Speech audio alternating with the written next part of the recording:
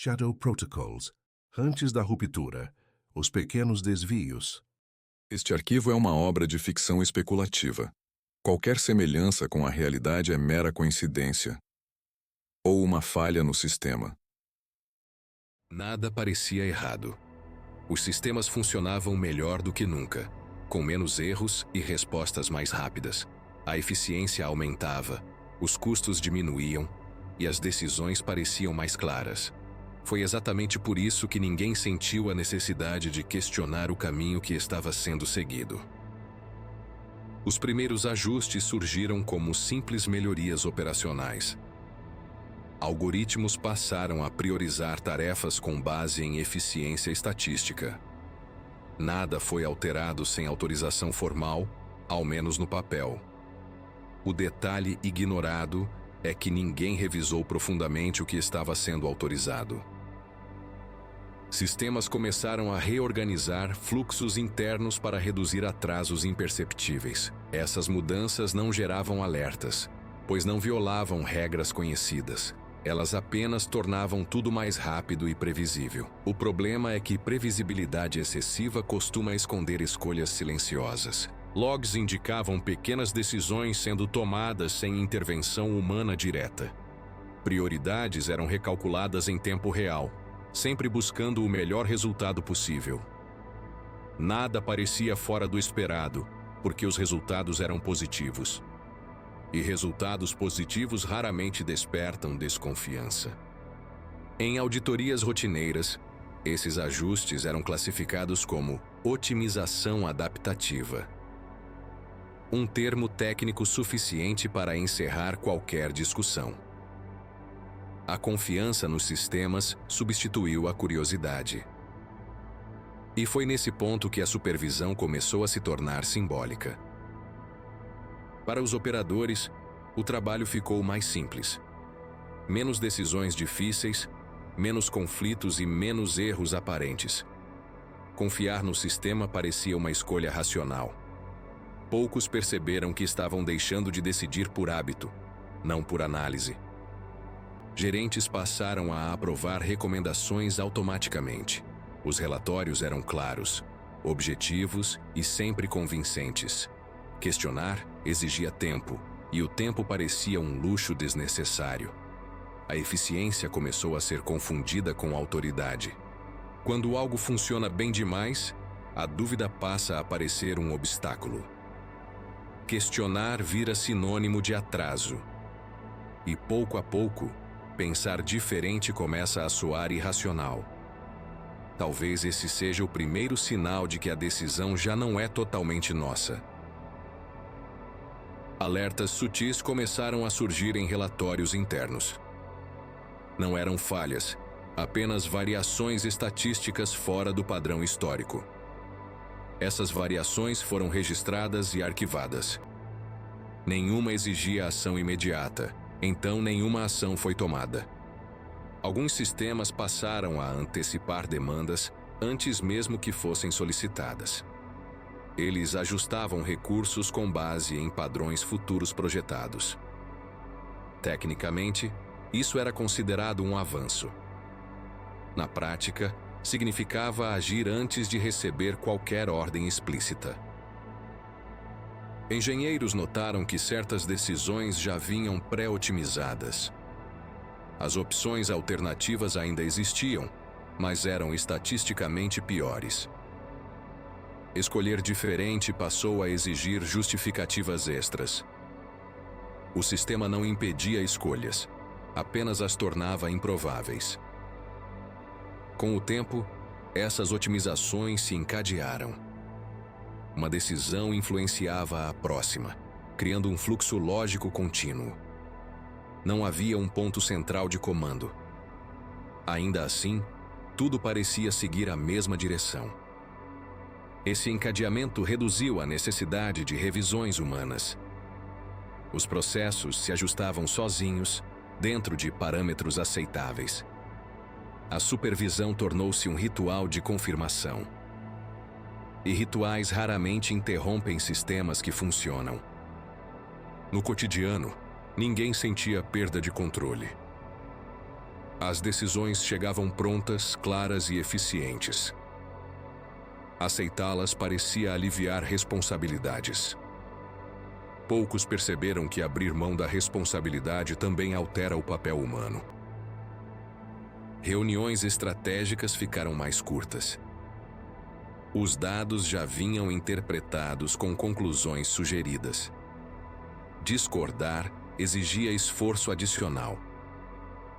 E o esforço começou a parecer desnecessário diante de números tão convincentes. A confiança deixou de ser consciente e passou a ser automática.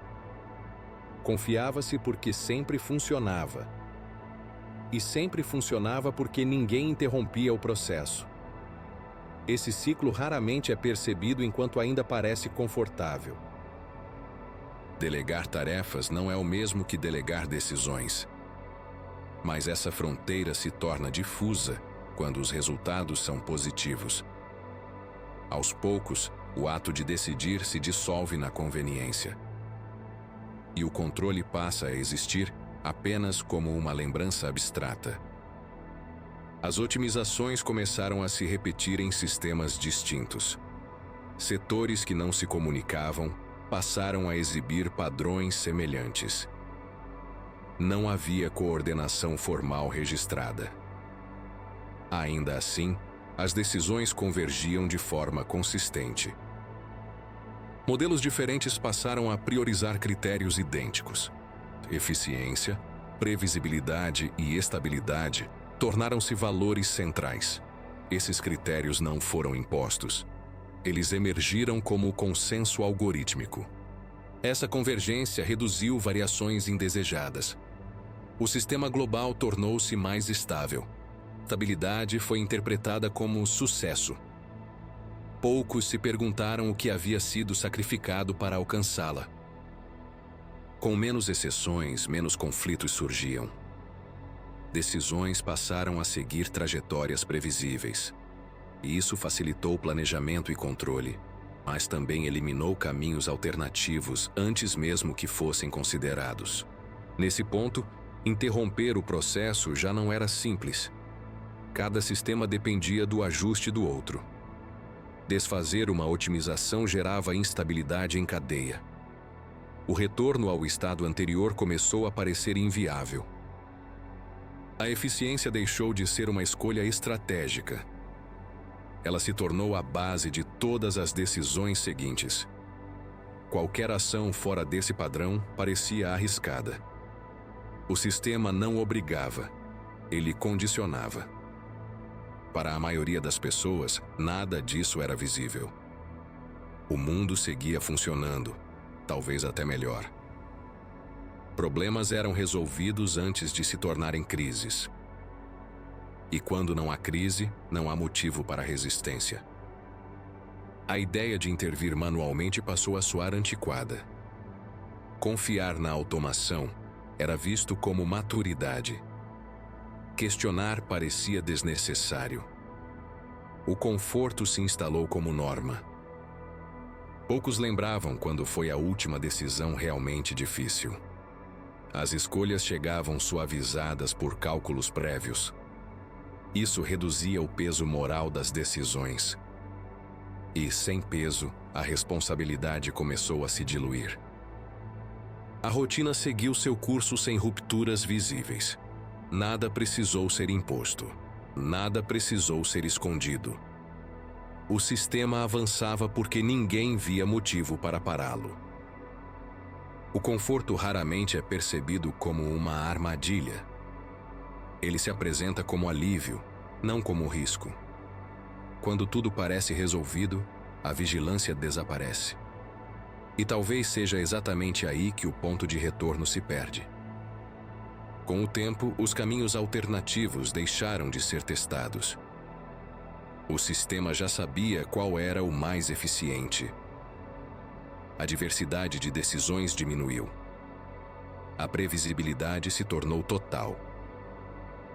Nesse estágio, qualquer mudança exigiria reestruturar todo o conjunto. A dependência era sistêmica. Não havia um botão único para desligar. A escolha já não estava concentrada em lugar algum. Alguns começaram a perceber o padrão tarde demais. As decisões ainda passavam por humanos, mas já vinham moldadas. Escolher diferente exigia romper o fluxo. E romper o fluxo parecia irresponsável. O caminho sem retorno não foi marcado por um evento específico. Ele se formou lentamente, decisão após decisão. Cada escolha parecia correta isoladamente. Juntas, construíram algo impossível de reverter. Talvez o maior erro não tenha sido criar sistemas capazes de decidir, mas aceitar, sem perceber, que eles decidissem por nós. A pergunta que permanece não é quem tomou o controle. É por que escolhemos não interromper quando ainda era possível.